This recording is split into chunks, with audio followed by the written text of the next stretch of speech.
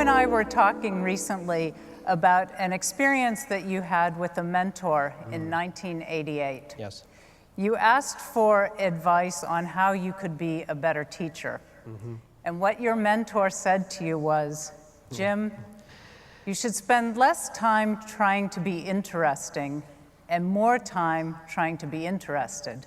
Now, I have to tell you, most people would have found that to be absolutely mortifying and humiliating feedback. In your case, it actually motivated you. Yeah. Can you explain that?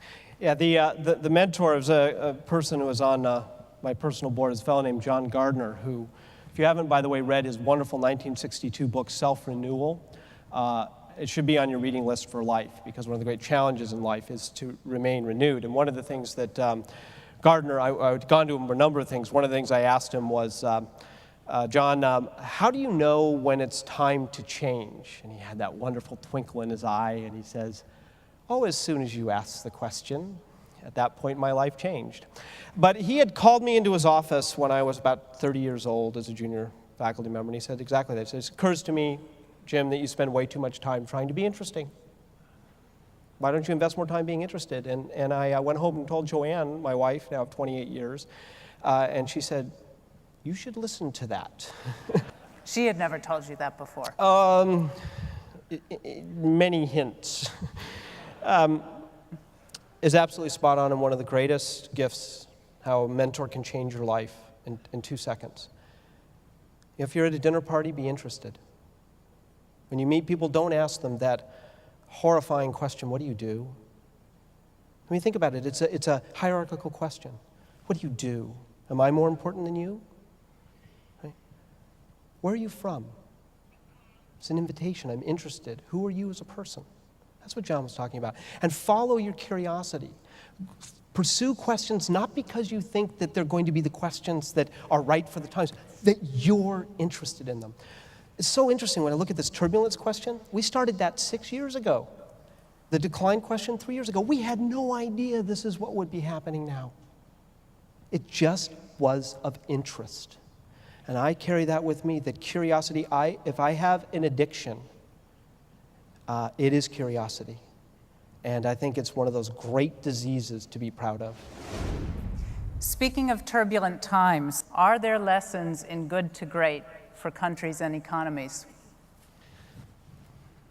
If you think about it, one of the things that's really interesting, if you look at great companies anyways, and also I would argue great social sector institutions, great schools, great associations, great healthcare enterprises, it turns out that the signature of mediocrity is not an unwillingness to change. In fact, the mediocre change too much in the wrong ways.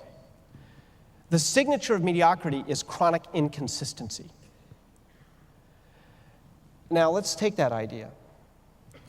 I believe we have a devil's bargain, which is that in order to have a great free society, we have to perhaps accept only good government. Because if you think of the nature of our political process, it's the anti-flywheel. Right? You would never have Barack Obama say, my basic platform is to build upon the flywheel of George Bush.